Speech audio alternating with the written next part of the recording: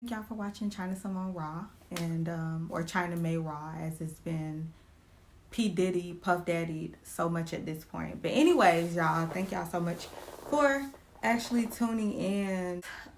Disclaimer as always, my thoughts and my opinions are cultivated by me and Jesus, and if you don't happen to like my opinion or my thought, then I don't know, take it up with Jesus. The first thing that popped in, or the first person that popped into my mind was Apryl, who is Omarion's baby mom, and the catastrophe which is her vagina and her life in this moment. Now, this is the thing. I think that like Apryl is like bringing us back to a place, like a very balanced place, because you know it's been a hot girl summer, it's been a hot girl year. Like ever since, hold on, I got like a hair somewhere. Ever since City Girls dropped their mixtape, things have just took off expeditiously. Is that how T.I. say it? After the City Girls like did they mixtape and then did a album, and then I don't even know how long Meg Thee Stallion been out. But when you add the combination of Meg with the City Girls, like women lose their fucking minds, because it's freedom, it's all of that. It's freedom, it's feeling good. You know, I think that for hundreds of years, since the beginning of time, since Eve and Adam was bumping and grinding, since God took on his ribs and was like, here you go, bruh. Like, women have been taking men's shit, and I think that we are finally tapped out of taking shit. Like, women are just not doing it anymore. And I think that City Girls and Meg Thee Stallion represents that very raw center of women that's just like, fuck you, pay me. You know what I'm saying? Like, I'm not gonna just sit here and take anything from you, especially from somebody who not doing nothing for me.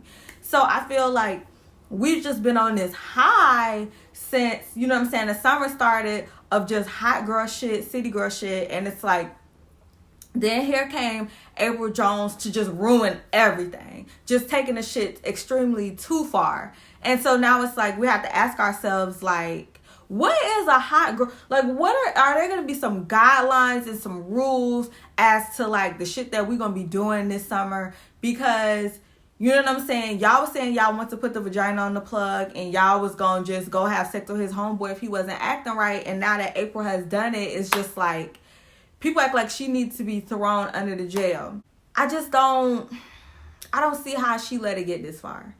The thing about Meg Thee Stallion and City Girls and all of these women is that at the end of the day, these are like personas. Some of y'all, like if you look at Carisha, you look at Meg, you look at all of these women, they got a man, they got babies on the way. So clearly they're not living this lifestyle 24/7. And then some of y'all come behind them like y'all ain't got nary a sense, a piece of sense, a fraction of sense.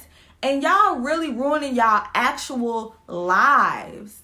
You know what I'm saying? It is okay in the song. It is okay in the club. But in real life, please stop trying this stuff at home. The fact that this is the real tea. And this is something that women, I don't care, a feminist could, you know, wild out in the comment section. It really wouldn't bother me. This is the thing. This is the difference between men and women.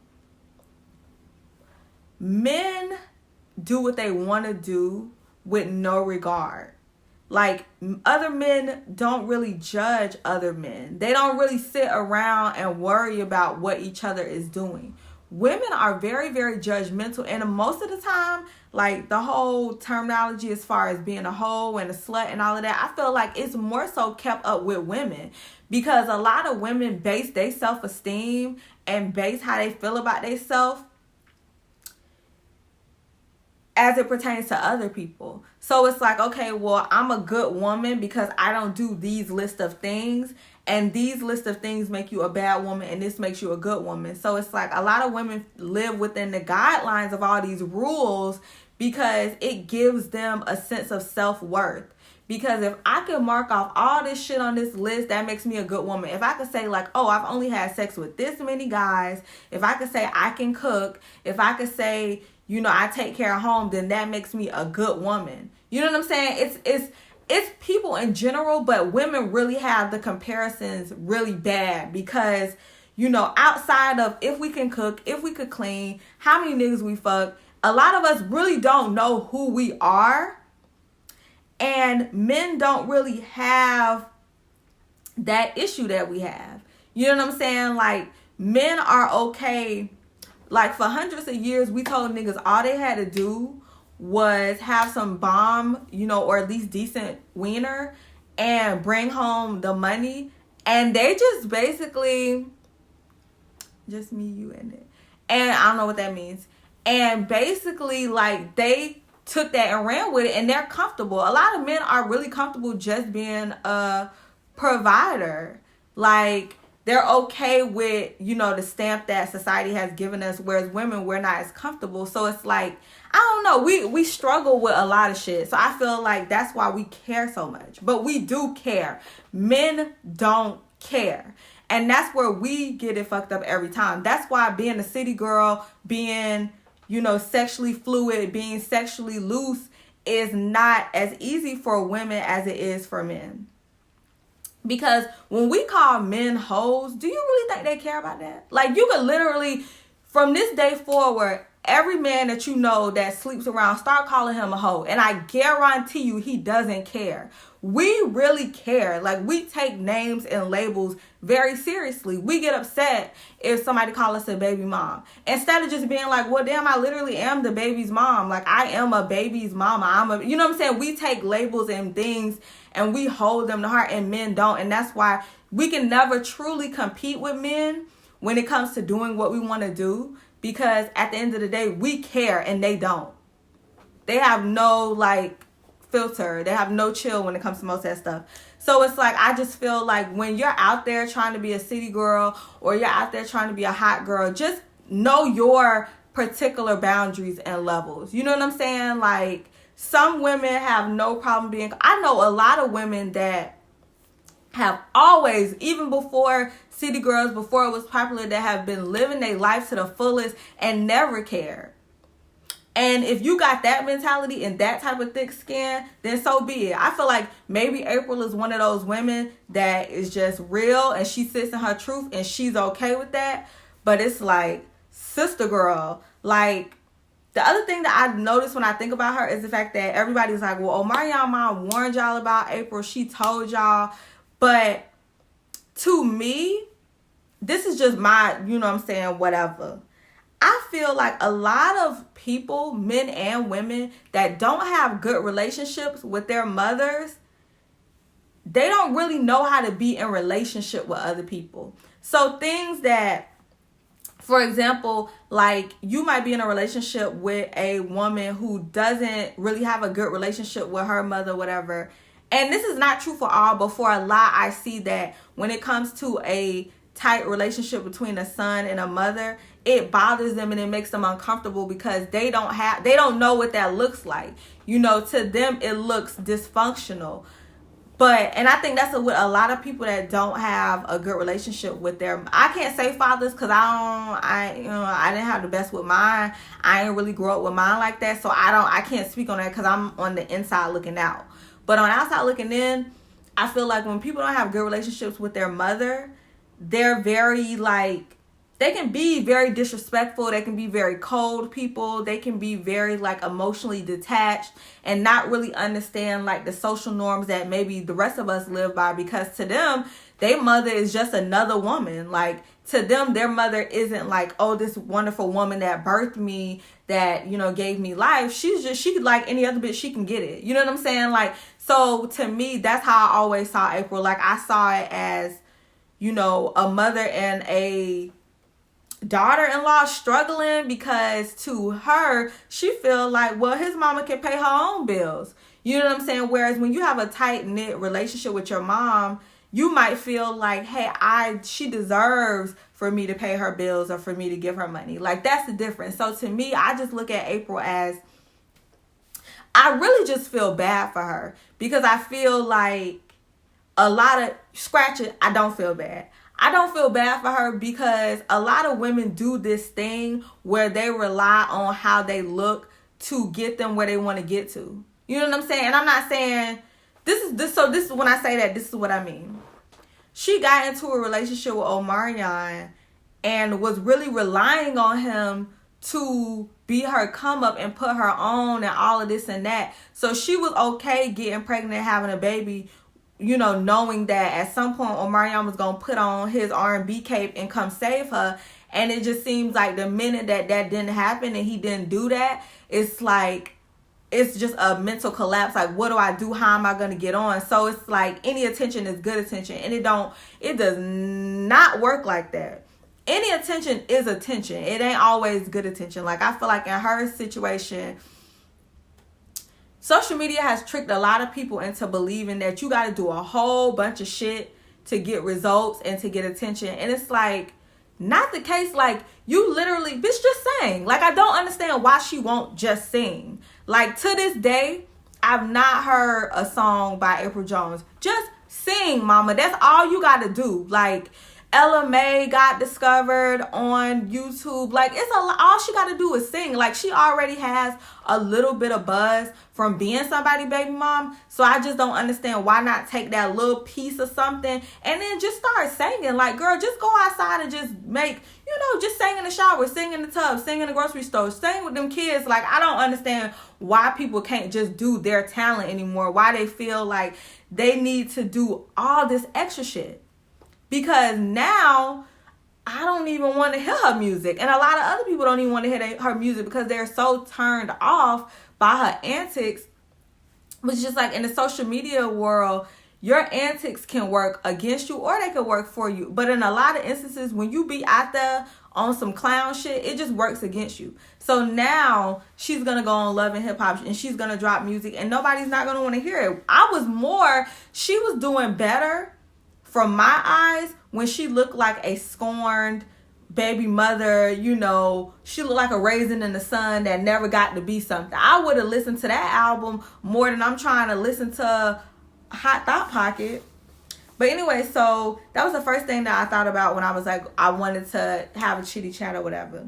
Then the next thing that came into my mind was Blac Chyna and Tokyo. And what I find the most interesting about Blac Chyna and Tokyo situation is that it's so many black people that are in the comments that's like, they don't need to put this on TV. They don't need to air their business. Why is this being recorded? They need to go to therapy. And it's just like, I don't think a lot of y'all understand. Thank you, Malik. I think a lot of y'all don't understand how money and wealth and like how all of this works. You know what I'm saying? Like, y'all will secondhand watch the Kardashian TV show and make these people rich as opposed to watching Blac Chyna's show because you don't agree with the content. Like, at the end of the day, regardless of if you agree with the content, I would still watch it. First of all, listen, I'm already tied up with too many subscriptions, and that's the only reason I won't watch her show is because I'm not downloading another god dang thing. Like, I'm not downloading nothing. I'm trying to cut down on the bill, and somehow I got Netflix, YouTube, Hulu. Like, it's just too much. But if I was in the business of downloading, I would download it because at the end of the day, your eyes on that show gives her a platform and it gives other people a platform. And we're not even going to talk about the fact that that is something that is real. Like, what the Kardashians make, what they make is manufactured drama, like off the backs of y'all. Like, what they do is exploit and pimp out y'all culture and y'all still watch it. You know what I'm saying? Which is fine. That's your personal preference. Cool. And what Blac Chyna is doing is exposing an actual real issue in our community, not just in our communities, because our parents is not the only parents that be fucking us up. And I want that to be also stated as well. Black moms are not the only toxic moms. White moms can be toxic. Indian, Native American, Chinese. It doesn't matter your race. Toxicity is what it is. But I think in our community, it's a lot of shit that we're just like not comfortable talking about that needs to be talked about. There needs to be a discussion on, and not even, because my thing is, a lot of people are bashing her mother or whatever the case may be. But for her mother to say some of the stuff that she said to Blac Chyna, to Angela, for her mother to say the shit that she said to Angela, it made me wonder, where the fuck did she come from? Who raised her? What type of environment did she come from where you sit in your daughter's face and you call her a dirty bitch, a slut? You say you don't care if she kills herself, if she die. Like, for you to tell her you gonna rock her shit, you know what I'm saying, and you gonna do all of this, where did you come from? Like, a lot of times we hold it against our parents that they're toxic without understanding that, like, toxic behavior is learned and it comes from somewhere. You know what I'm saying? So I feel like that's a conversation within itself. A lot of people, I did not grow up with a mother that, you know what I'm saying, would call me a bitch, a hoe, and a slut. I don't even know what that feels like. I can't comprehend it. But it makes me understand why a lot of people go out here and marry the people that they marry and date the people that they date, because what a lot of people don't understand about life and behavior is how you feel about yourself directly shows in your actions. A person who loves themselves will not do XYZ. You can't be dating a nigga that's cheating on you every week and tell me you love yourself. That's absurd. That's not real. You know what I'm saying? And so when I look at different people and I see, like, okay, you are not good with money. You can't, like, your actions are indicative of how you feel about yourself. So a lot of us need to sit down and have conversations. And a lot of our parents didn't call us bitches, hoes, and sluts. And it doesn't mean they weren't toxic. Or it doesn't mean, and a lot of, for me, this word toxic is really churning down in my spirit, because I feel like a lot of people are just using it too much to the point where it's like taking the real meaning out of the word. Because a lot of people are not necessarily, I feel like toxic is when you're not open to growing, you're not open to learning, like, you know. And I feel like a lot of our parents, they really just don't know, because a lot of them haven't had the space to have emotions, because it's been bottled up for so long with all the shit they've been going through. So I feel like I said, this right here is a conversation that needs to happen. So I feel like that's exactly why Black Chyna Show needs to be on, because who else is dragging their mama down to the TV to display this? Because half of y'all mamas been calling y'all bitches before they start calling y'all by y'all names. But because we're told that we don't talk about our business outside, you've been suffering in silence. Now you know what I'm saying, dating this nigga that's dragging you by the throat around the house and stuff. You know what I'm saying? Like, why? All that needs to come up and come out. Y'all need to do it. That's, you know where Chyna should have went also? She should have did her show and then did a special with Iyanla. Because I need to see, where did Tokyo come from? I need to see, like, I shut it out. Like, that's what I be thinking. Like, I just be wanting to say a special prayer. Speaking of Black Chyna, which leads me to black women. So, ASAP Rocky down to the Sweden or whatever, and he can't get out. And, how do y'all feel about that? I've seen a lot of black women very upset and very, like, not on board with lending support. I'm gonna be real. The way I see it, the way I feel is nothing. I'm not saying nothing. I'm not doing nothing about it, because I'm not mad that he made, you know, the comments about not, you know, wanting to be like a spokesperson for Black Lives Matter or whatever the case may be. I just feel like in a lot of instances, you just have to give people the same energy that they give you. So for me, I don't repost it. I don't repost or share or anything in regards to that, because he's just not on my radar. Just like Black Lives Matter and what's going on in people's, you know, the struggles that people are really going through in real life aren't on his radar. He's not on my radar. I wouldn't even get mad about it. Like, I wouldn't even take the energy to be mad.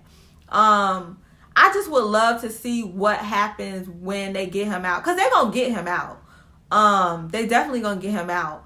But what is going to be his stance once they do get him out? Is he going to be more humble and more like involved in other people's problems, since we all had to put our baby toe in his problem? And segue into, with that whole situation, the work that Kim is doing with Kanye West, I feel like that should really be respected. I know we have our qualms with Kanye and Kim, and we feel whatever the case may be. But what I can respect and what I like about all of this is that they're like some of the only people that get Donald Trump. They understand that he is really just thirsty for attention and approval and all of that. So they're going in and they getting their needs met. And fair exchange ain't robbery. You know, people could feel how they feel about, you know, whatever the other shit that Donald Trump does. But one thing I can say about him is he's definitely thirsty. And I definitely see Kim going in there and getting her needs met. And I feel like sometimes that's how you fight fire with fire, and that's how you fight with people. Like, sometimes you have to use your intelligence, and you have to learn your opponent, learn what they like and what they don't like, and learn how to get what you want out of them. Every fight is not... I think that the problem with a lot of people is that they think every fight is physical and every fight needs to be met head on. And, you know, that's why I understood where Steve Harvey was coming from with the Monique situation, because it's like, you know, look at... I don't know if anybody saw the interview on the Breakfast Club with Kathy Griffin, where she's been like blackballed. So she hasn't been able to make the same money and things like that. And then here you have Monique complaining. It's people that are getting blackballed that's still out here working. Kathy Griffin produced her own special and paid for it. So it's just like every fight, just like I said with the Steve Harvey situation, is not met head on. Sometimes you gotta go the back way to get what you want to get to. Sometimes you do have to tuck your tail between your legs. Like, I don't care. All people are on this revolutionary bullshit all the time without understanding, without no action. You don't see them on nobody's front lines doing anything but reposting shit on Facebook.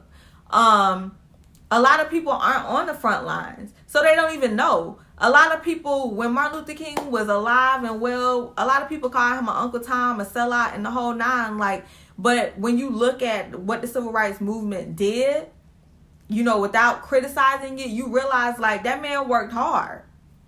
So it's just like the same thing with Kim Kardashian. Like, if she's out here getting people free off the back that he's so thirsty to have her in the White House and to have black people like him, shit, I'd be down to the White House getting any and everything approved and moved through him. That's all he wanted. All he want is for people to like him. And that's exactly what they giving him. They making him feel like while they doing all this other shit. Child, I be down there. I be doing... Listen, I would literally... And I don't care who don't like it. If I had access to Donald Trump, I would be his best friend if it meant getting what I needed and what I wanted from the situation. Please. Some of y'all crazy. I'm just rolling down the list because I said this wasn't going to be long. Lion King came out yesterday, and a lot of y'all are ruining it for the rest of us. We ask that y'all please save y'all shares and reposts until about a month out, because a lot of us is trying to wait for the commotion to die down before we go see it. And we don't need y'all posting Beyonce, you know what I'm saying? Because it's not Nala. Nala she doesn't exist anymore. We don't need y'all reposting Beyonce's voice. Like, it's killing it. It's ruining it. But I'm excited about The Lion King. But I don't think I'm going to see it. I to be honest, I really don't. I might go see it just for my, you know, my inner self. But I feel like Beyonce gave me all that I needed with the soundtrack, with the brown skin girl, and just that whole, all the visuals. Like, let me tell you something. And I'm going to be totally, completely honest about this. The thing that I love the most about Beyonce is that she's light-skinned, but the pedestal and the respect that she has for dark-skinned women is so beautiful to me, because a lot of times light-skinned women are like, I am here for you, I completely get it, but they do nothing with their privilege. You know what I'm saying? And I can really appreciate that Beyonce really lifts up dark-skinned women in a way that I have not seen another light-skinned woman do. And I'm dead set in the middle, you know what I'm saying? So I never got to have a light skin or a dark skin struggle, but I'm related to a lot of dark skinned people. And even when I listen to Brown Skin Girl, like, for me, that was literally the best song I've heard in my entire life. And I'm not even being dramatic. I think about, damn, what would my younger self have felt like hearing somebody tell me my skin is like pearls? Like, what? Like, do you know how hype that would make me? Like, and you know, there's been songs that, you know, have uplifted people, but like, what happens with black women a lot of times is we get lumped into the minorities. We get lumped into everybody. And, you know, when we ask to be specifically celebrated, people tell us to shut the hell up. And so a lot of times we don't get to feel individually, you know what I'm saying, special. Because when somebody uplifts a dark-skinned girl, then a light-skinned person will come and say, well, what about me too? I went through my struggles. It's like you never get to fully be by yourself and be celebrated without everybody feeling like they need to jump in on it. Like, every moment of being black is always spent, you know, being inclusive to everybody and trying to, you know. So I just enjoy the fact that it was for dark-skinned girls and brown girls, and it was just for them. Like, she wasn't like, she didn't say, let me add in the Chinese, let me add in the Arabic. She just was like, no, this is just for these set of people. Like, and I thought that was so dope. And the visuals, like, I don't have a daughter, but it made me want to have one so I can show my daughter the video, and so I could show her all these gorgeous women lined up. When I was a kid, I always wanted to be dark skinned because my sister was dark skinned, and I thought my sister was the baddest thing walking. You know what I mean? This was the 90s. This was the black lip liner with the red lipstick. I thought my sister was popping. And because everybody in my life that I loved was black, I always thought being black was dope. You know what I'm saying? But I know a lot of girls growing up who don't feel that way. And I think that would be, it's beautiful for them to have an actual beautiful representation. Not something that was thrown together, but something that they can really look at and be like, wow, I'm special. Like, you know what I'm saying? Anyways, I could talk about that forever because that just do something to me. I'm sitting here reading notes, child, because y'all know I be rambling.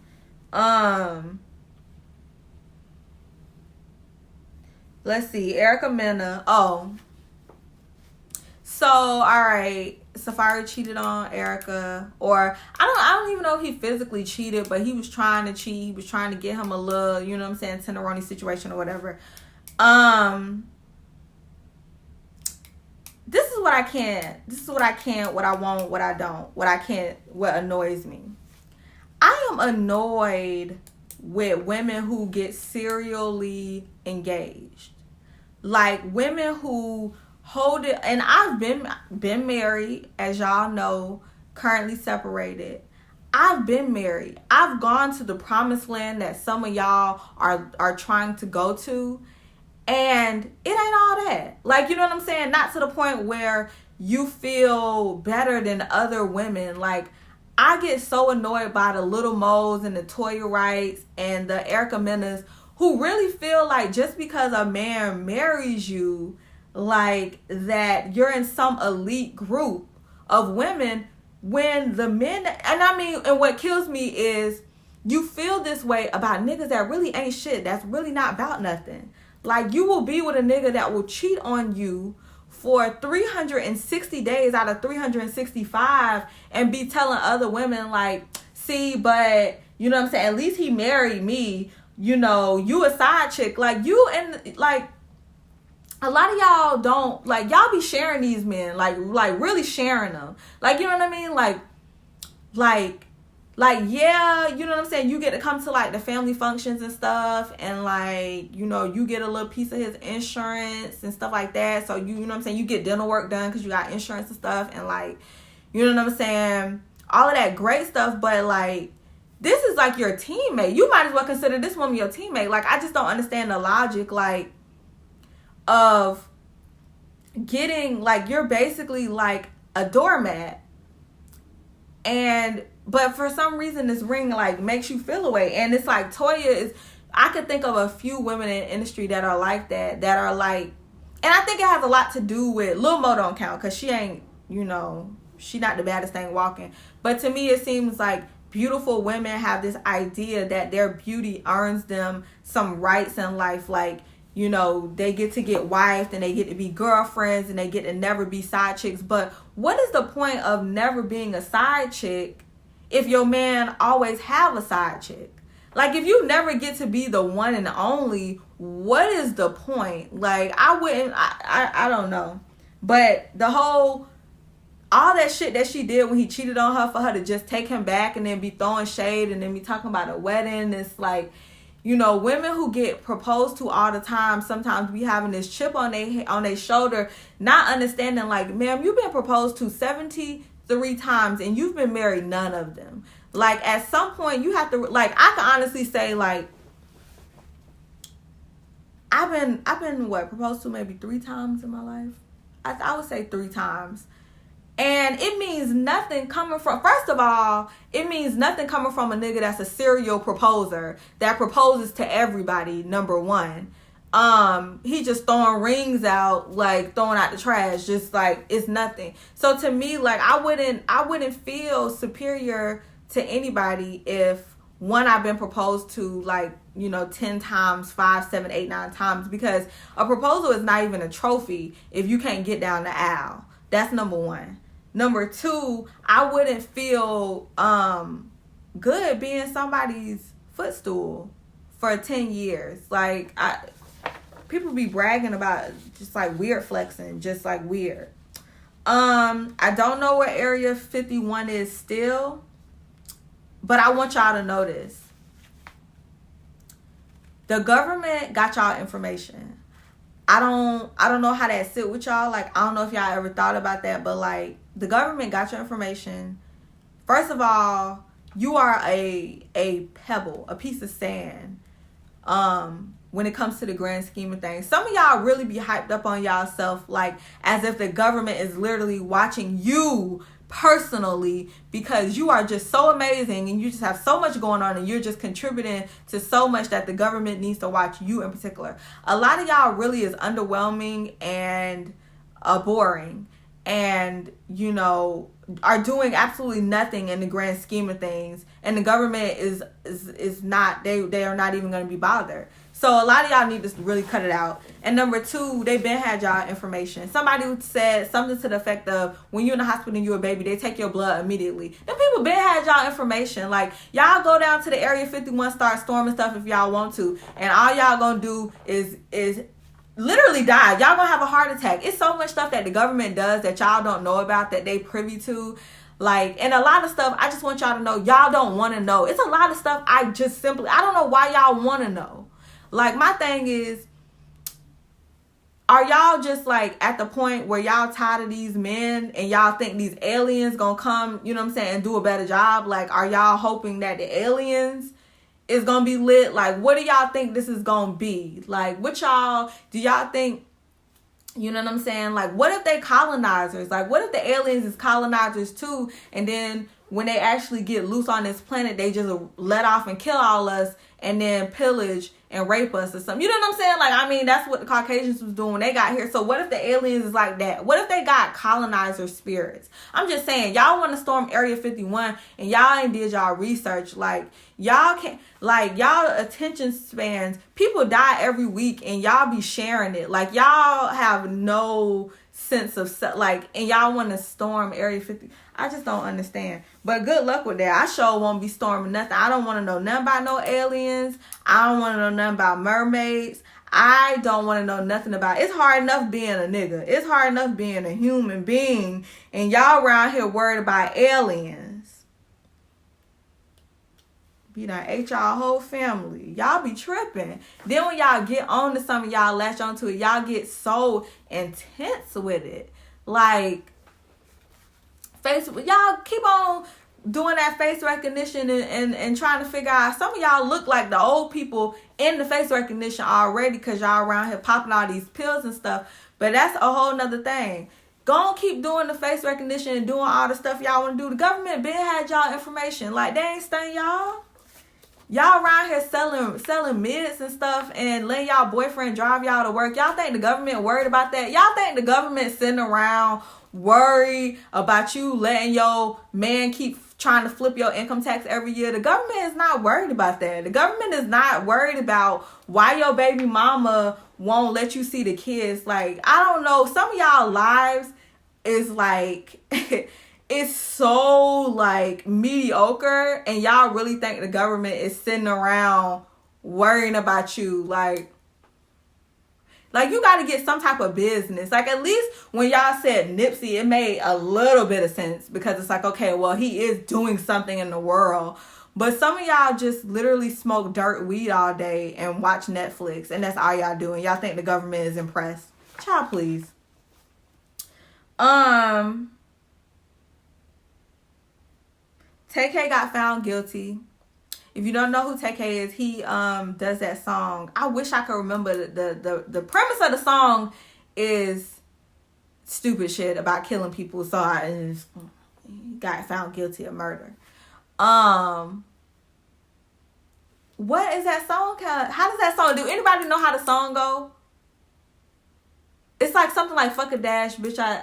I beat a case. Something about he beat a case and he gonna do the race. Well, the jury said he gonna do a race of about 5 to 99 years. He is 19. I think he was 17 when he got arrested. He did, what was it?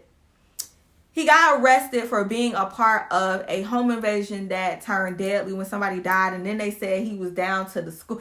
They said he's just a menace to Texas and they just want him locked up.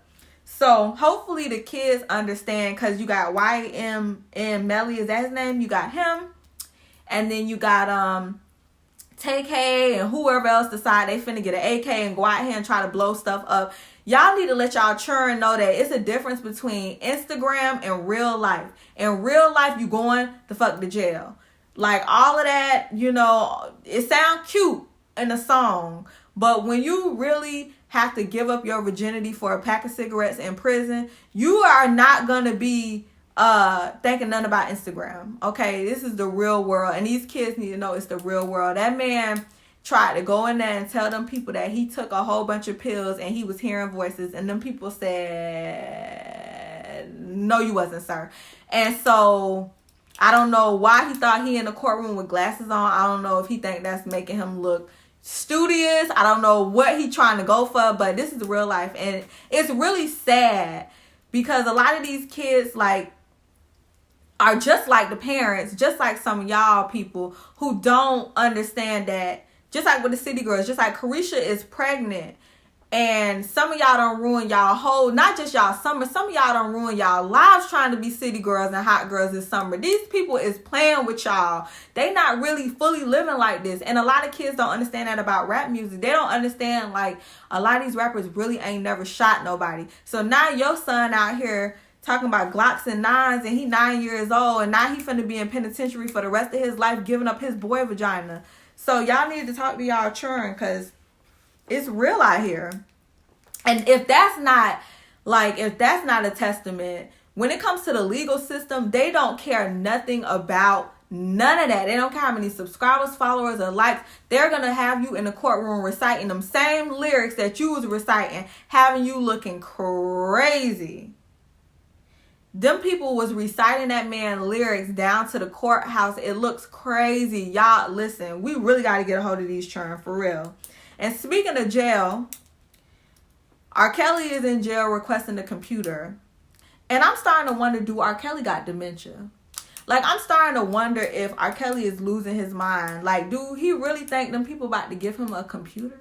Like, and the whole point of him saying he need a computer is so he could still make money. And it's just like, I don't think that R. Kelly is understanding how serious this is. I think that he done got away so many times, and I'm telling you, the dementia is setting in or something, because this man think he getting out. Sir, you not getting out. No, you never getting out, sir. You never gonna make another album. The only album that R. Kelly is going to be able to make is if he could somehow find a way, instead of saying this is Robert Kelly calling from a correctional institution, and I mean, if he can find a way to get his vocals through that man not getting out no time soon. That man is still in there talking about he needed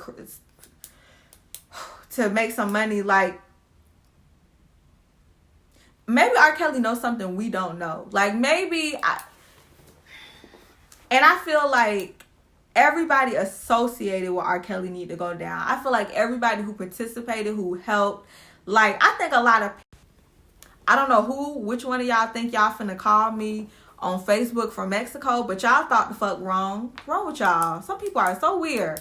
But anyways, I was just in the middle and got a call from Mexico. Like, anyways, a lot of parents definitely need to have a seat in a correctional institution for pimping their kids. Like, a lot of parents have no talent, they have no whatever, no talent, no credentials or anything, and then they birth kids and they concede in their kids, and instead of doing all the necessaries for your child to succeed, you want to cut steps and stuff and basically be super fly and be pimping your kids out. Like, that's crazy.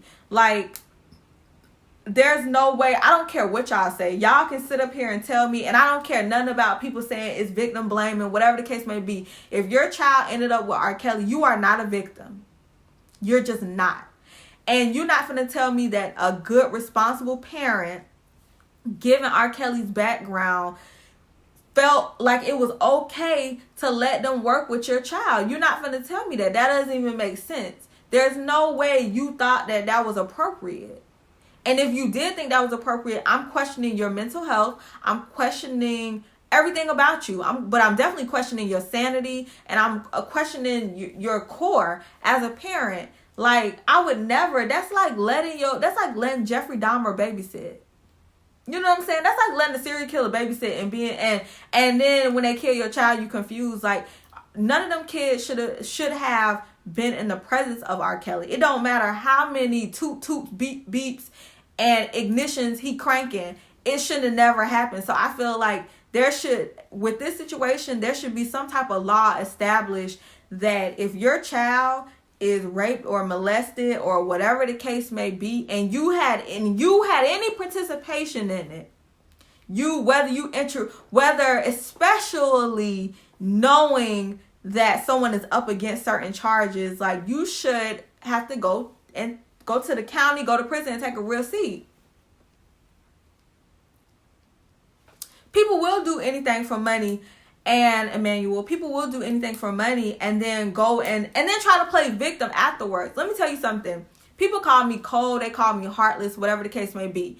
If I know you personally and you go and mess with a nigga for money and that nigga use you like a pinata and just be slanging you through the house, I feel no sympathy for you. I do not feel sympathy for people who will sell their soul and they coochie meat just for $1. I feel no sympathy for you. I feel like, yes, there are situations where a person may meet somebody, and the person just turns out to be a bad person, whatever the case may be. But I feel like if you're willing to risk your sanity, security, physical well-being for $1, then after that nigga break your throat, do not come to me talking to me about nothing I don't want to hear. I feel no sympathy for that because you paid for it.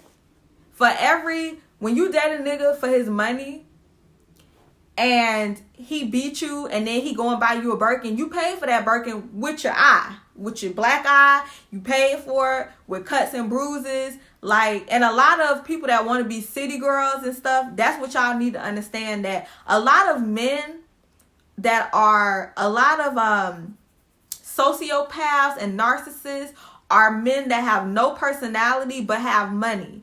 And they understand that money rules everything around you. And the minute they give you money, they have purchased you. That's how they feel. So here you are thinking you coming up, but you about to come down because this nigga is about to knock your lights out. Sometimes, like, that's what the exchange is. And I know a lot of gold diggers. I know a lot of people that when shit hit the fan, now you want sympathy from people. You won't be getting sympathy from me.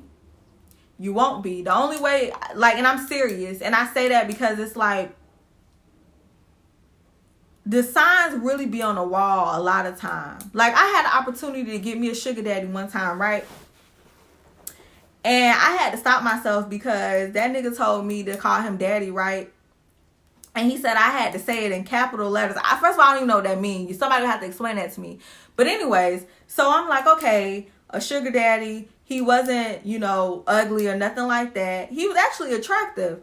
And I thought about it. And I was like, because life isn't about, when your life is horrible or is fucked up or whatever the case may be, it's not because you just made one humongous decision and your life was ruined. It's the little tiny decisions that you make along the way. And that's what I learned. So when I thought about it, I was like, I could have a sugar daddy. That'd be interesting. But then I thought about it, I'm like, or I could get a sugar daddy and he could try to isolate me from everybody and then I end up on crack. You see, you got to really weigh these things out, you know, because I feel like we're all one decision away from being on crack. And I feel like that's what motivates me to really think about my decisions and what I'm doing, because I just don't want to be on crack. You know what I mean? Like, I don't want to be like the lady in the Fighting Temptations Tyler Perry movie where you be done got with this dude because he got money and now you got AIDS and you on crack because he really was abusive and he was using the money to reel you in and you were blinded by the money so you couldn't see all his character flaws and now you on crack. Like, crack don't care who smoke it. So I just So if you decide to sell your daughter, and especially Jocelyn or whoever her parents are, y'all see how I took that tangent and I brought it back. I'm proud of me. But like with the Jocelyn girl who family is always on TMZ, like they're not even doing this for her. At this point, they doing it for themselves because the girl already let y'all know she not coming home. But y'all keep popping up everywhere, like just for attention. If you would have been this invested in her life before she went with R.Kelly, she never would have went with R.Kelly. I mean, and that's the truth too, is a lot of parents feel away when their child run off and run away from home and all of this stuff. But a lot of times that's indicative of the relationship that you do or do not have with your child. That they want to be away from you. I've heard of kids running away from home and becoming prostitutes. Like, damn, you don't want to be home that bad. Your parents, whatever's going on at home is that bad that you like, wow, I'd rather sell my kitty cat than be at home with my mom. Like, that says a lot. And so a lot of times we want to blame everybody else, but just like with whoopings, let me stop, because see, I done got real deep. But I'm gonna say this and then I'm going ahead about my day. I was having a conversation with somebody about whoopings because I didn't get whoopings when I was a kid, but you know, I grew up in a house where ass whoopings was, you know, politely being passed out or whatever. But I saw, you know, whatever my siblings or cousins or whatever did to get a whooping, I was like, I'm not really feeling that. I'm straight on that. I don't really want a whooping. So I never had to have a whooping. I feel like a whooping to me is just as successful as the prison system is. Whoopings work for some, they don't work for others. People love to say like, oh, if you whoop your child, they're going to raise up on you. And I've never seen a mother that loved her child, that was attentive, and that was thoughtful and caring and all the things that you want your mom to be, and you know, that also whoops her child. I've never seen a child turn on a mom like that. I see children raise up on their parents, whether they getting a whooping or not, parents that they feel like don't care about them, disrespect them, treat them cold, don't take time out with them. If your mama calling you, you know what I'm saying, bitches and hoes or whatever the case may be, you might want to rise up on her whether she whoop your ass or not. Like, whoopings work for some and they just don't work for others. You know, I think that I know people who are successful who are nonviolent, you know, meaning they don't go outside and beat the shit out of people, and they credit their parents' discipline for their success. Just like somebody compared it to me as a child, I never feared my mother. Like, I never saw her give out a whooping and was terrified of her. I just knew that certain behaviors were not appropriate. And if I did this particular thing, I was going to get a whooping. I didn't associate her with abuse or sadness or pain. I associated the behavior because my mom wasn't abusive. And a lot of people, parents are abusive, or a lot of people base whoopings off of abusive ass people. You know what I'm saying? Like, I feel like anytime that you decide that the belt ain't enough and you round here getting 2x4 extension cords and cement and beating your child upside the head, you have a problem. Like, that's a way past a whooping. You know what I'm saying? When you whooping your child because you had a long day. Like, it's grounds and things that go into this, but I feel like people can't have healthy conversations about discipline, because the minute you say you whoop your child, then people come out the woodworks with opinions. And what killed me about opinions and children and child rearing is that people have so many opinions. Go get. My thing is, go get the child. Go get children. People who have no kids and have no desire to have kids have so many opinions on child rearing, but you're not going to go around that house and see about that child or go get that child. You know what I'm saying? A lot of people will go and report stuff to CPS or you know, whatever it's considered or called in your area, and take a child out of a home where they're getting whoopings per se or whatever, but they love the parent loved them, XYZ, whatever the case may be, and then you throw them to the wolves to be sexually assaulted, abused, and molested. Like, sometimes y'all gotta weigh certain things. You know what I'm saying? You gotta weigh the pros and the cons and what can happen in the future. Like, a lot of y'all don't be thinking, and I think that a lot of people are living their past hurt and then projecting it onto kids. That's just me though. But anyways, I'm gonna go ahead and get up out of here. Thank y'all so much for watching, whoever did watch, even if you know what I'm saying, you tiptoed through or whatever and said fuck that hoe, you know what I'm saying, forget her, and you went ahead and slid back out. I appreciate all eyes or whatever. And you know what I'm saying, like, comment, share, subscribe. Bye y'all.